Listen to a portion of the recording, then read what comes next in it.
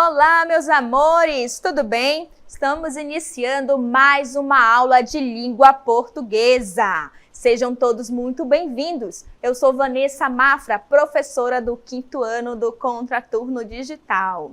E qual será o assunto de hoje? Hoje nós iremos aprender o quê? Do que o texto fala. Nós vamos ter que identificar assunto, tema e o título. Fiquem de olho! Opa, galera, perdão, estava aqui gravando um vídeo para colocar na internet. Vocês já perceberam o tanto de tempo que a gente gasta vendo ou gravando vídeo para colocar na internet? Isso é um vício, né? Mas, professora, hoje nós vamos trabalhar vídeo e internet? Não, galera, não é este assunto. Hoje nós vamos trabalhar assunto, tema e título. E não é a mesma coisa, professora? Não mesmo. É de senso comum acreditarmos que assunto, tema e título é tudo a mesma coisa, mas não é. Eles têm uma ligação entre eles, porém há diferença. O assunto é algo mais generalizado, amplo, enquanto o tema é mais delimitado. E o título é o nome do nosso texto, podemos dizer que é a identidade do texto, ok? Quando eu comecei a aula, eu estava ali tentando gravar um vídeo para postar na internet, né? Então aqui eu posso dizer que o assunto seria o quê? Vídeos na internet. Só que vejam que ele é muito amplo. Eu posso estar me relacionando com a questão dos melhores vídeos da internet, os piores vídeos ou vídeos para divulgar o meu trabalho. Então vejam que deste assunto eu posso ramificar outros, né? Mas vamos delimitar mais esse assunto? Então, se eu quero delimitar, eu vou dar o quê? O tema. Uma sugestão de tema, o enorme interesse dos jovens nos vídeos da internet. Então, vejam aí que agora eu delimitei. E aí vocês vão produzir o texto. Foi produzido? Então, o autor, quem escreveu, vai dar o nome a esse texto, que nós chamamos de título. Um exemplo de título, poderíamos colocar o quê? Os jovens e os vídeos na internet. Há quem utilize no título o mesmo do tema. Pode? Pode. Mas é interessante a gente usar a criatividade para dar nome ao nosso texto, né? Viram aí? Vocês perceberam que o assunto é algo maior, o tema é algo menor e o título menor ainda. Então, vai fazendo uma escala, certo? Agora, nós vamos ver alguns textos para identificar esses 3 elementos. Vamos para o primeiro vídeo. Mata Atlântica. A floresta densa e úmida que você vê quando vai a muitas de suas praias preferidas é a Mata Atlântica. Quando o Brasil foi descoberto, ela margeava todo o litoral, desde o Nordeste até o sul do país. Hoje resta apenas 7% da vegetação, abrigo de mais de 20 mil espécies de plantas, 261 espécies de mamíferos, 340 de anfíbios, 192 de répteis e 1.020 de pássaros. Boa parte dessas espécies só existe na Mata Atlântica. Muito bem, o texto apresentado foi Mata Atlântica. Nós temos que identificar os 3 elementos: assunto, tema e título. Muitas das vezes, para encontrar o tema, é preciso ali um pouco de atenção, não é? Porque ele não vai estar explícito sempre. Quando isso acontece, nós temos que primeiramente seguir o passo, alguns passos, como: olha o título, leia o título, verifica o que está dizendo, porque a gente sabe que o título vai fazer referência ao nosso tema. Ainda ficou na dúvida? Leia o texto, porque ele vai trazer informações explícitas e implícitas que a gente vai interpretar e vai conseguir tirar o nosso tema dali, certo? Então vamos verificar os 3 elementos que são contidos nesse texto?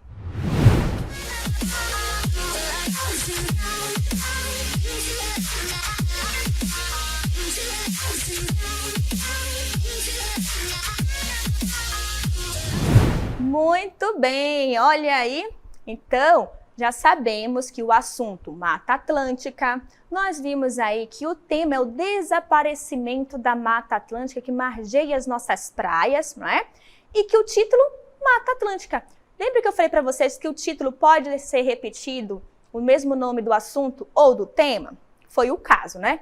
Professora, como é que eu consigo identificar nesse caso? Se vocês prestarem atenção, ele começa falando sobre a Mata Atlântica, que ela margeia as nossas praias e que agora restam apenas 7% da vegetação. Então, olha essa expressão, restam apenas, mostra que ela era maior e que houve uma diminuição.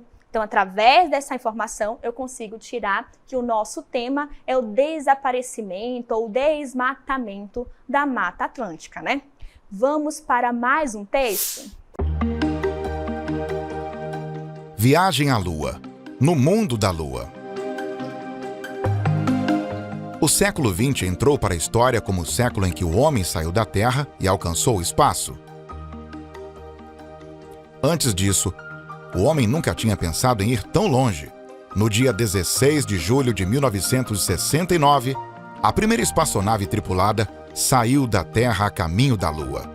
Depois desse evento, a forma de o homem entender o mundo e tudo o que o cerca nunca mais foi a mesma. O nome da espaçonave era Apollo 11 e alcançou a órbita terrestre após 11 minutos de seu lançamento. A chegada ao destino aconteceu 4 dias depois e Neil Armstrong foi o primeiro ser humano a ter essa experiência. Deve ter sido incrível. Deve ter sido incrível mesmo, foi um momento histórico. Para que o homem chegasse à Lua, envolveu muito estudo, muitas pessoas e trouxe também bastante conhecimento, né? Foi assim grandioso para a humanidade. Agora, vamos verificar os nossos 3 elementos dentro desse texto? Vejam aí.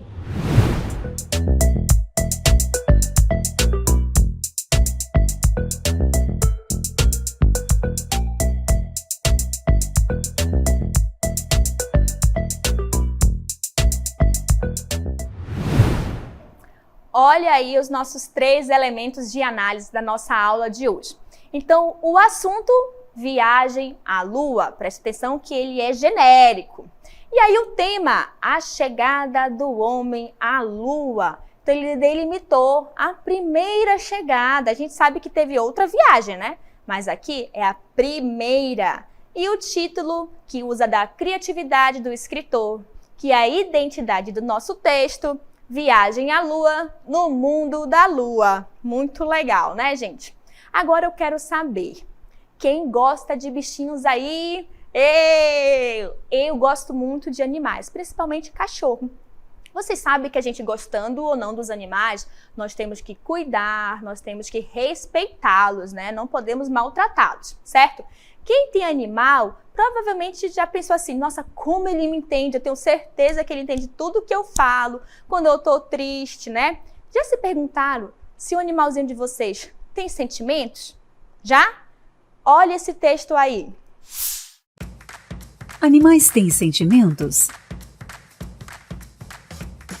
Experiências e observações feitas por especialistas mostram que é possível que bichos sintam alegria, tristeza, raiva ou ciúme, como nós. Eles não falam, mas parecem demonstrar sentimentos em certas ações. Há casos de elefantes que emitem sons diante de ossos de parentes mortos, como se estivessem se lamentando.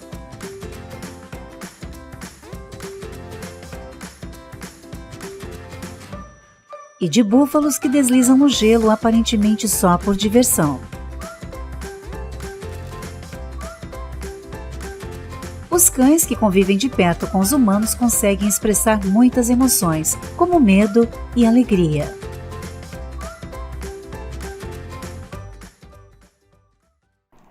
E aí, o animalzinho tem sentimento ou não? Com certeza tem, né? E para mim, eles entendem tudo. Para mim é como se eles pensassem, fossem racionais. Apesar de pesquisas mostrarem que não são racionais, eles associam o nosso comportamento, por isso que eles tomam uma postura. Lembra que a gente já falou sobre linguagem não verbal? Então, nosso corpo expressa, e é através dessa linguagem corporal que os nossos animais sentem e interpretam como nós estamos. A gente consegue se comunicar assim, né? Agora, vamos verificar os nossos 3 elementos, assunto, tema e título desse texto?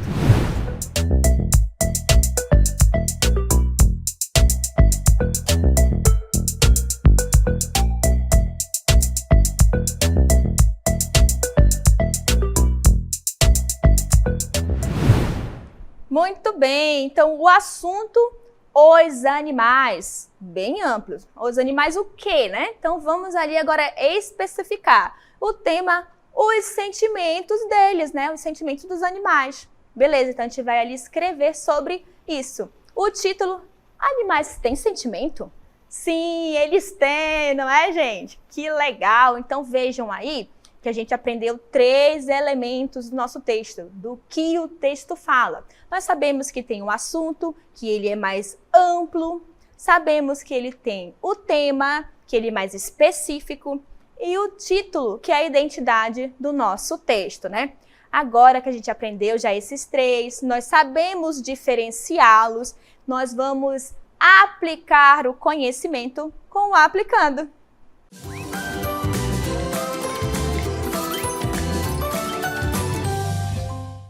Vamos responder uma questão do Sarez. Leia o texto abaixo. Por que os índios da América do Sul lembram os asiáticos?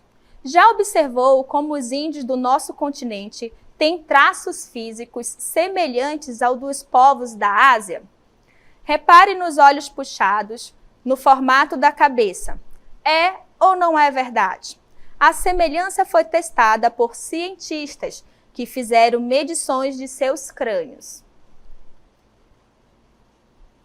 E sabe o que os estudos constataram? Que os asiáticos e índios sul-americanos realmente são, de alguma maneira, parecidos.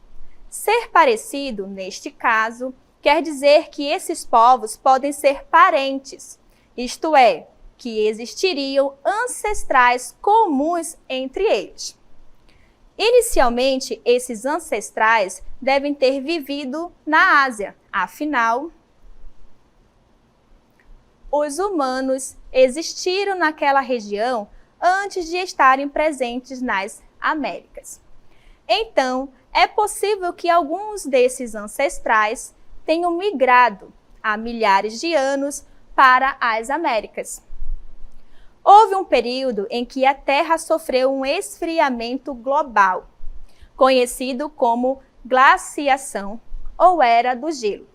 É aquela retratada pelo desenho mesmo. Esse esfriamento, que durou milhares de anos, fez baixar o nível dos mares e a maior parte da Terra ficou coberta por gelo, obviamente. Assim, no Estreito de Bering, onde hoje é mar, na época, deveria haver uma faixa de terra gelada, como uma ponte, que ligava o continente americano ao asiático. É possível que por ali, os ancestrais que vieram da Ásia tenham passado para as Américas. Qual é o assunto desse texto? Letra A duração do esfriamento global. Letra B, a semelhança dos índios sul-americanos e asiáticos. Letra C, o desenvolvimento do Estreito de Bering. Ou letra D, o tema retratado no desenho Era do Gelo. E aí, galera, qual será? A, B, C ou D? Já que nós estamos falando aí dos índios e asiáticos, só pode ser a letra B, não é? Mostrando ali que eles têm uma semelhança e que podem ser parentes. Há pesquisas que digam que eles só não têm a mesma cor devido ao fenótipo que foi alterado de acordo com a região. Lá eles eram mais frios, por isso que eles são mais amarelinhos, e aqui, por ser mais quente, ter mais sol, a pele ficou mais escura, né? Então, há quem diga, então quem sabe aí não são realmente parentes. Muito bem, então agora é com vocês. Hoje nós aprendemos a diferença entre assunto, tema e título. Não é? Nós já sabemos que o assunto é algo genérico, amplo, e que o tema é mais específico, delimitado, e que tem o título, que é a identidade do nosso texto. Quando a gente pega um texto, nem sempre vai estar ali explícito qual é o assunto, qual é o tema. Então é importante a gente ler com atenção, primeiramente, o título, uma vez que ele vai fazer ligação tanto com o assunto quanto com o tema. Mesmo assim, ainda tem a dúvida, o que a gente deve fazer? Pegar as informações, as dicas que tem dentro do nosso texto, através das informações explícitas ou implícitas, como nós vimos nos 3 textos que nós analisamos hoje, né? Então, feito isso, a gente consegue identificar corretamente o nosso assunto, tema e título. Agora, eu deixo com vocês o caderno de atividades para vocês praticarem o conhecimento adquirido hoje, ok? E até a próxima aula!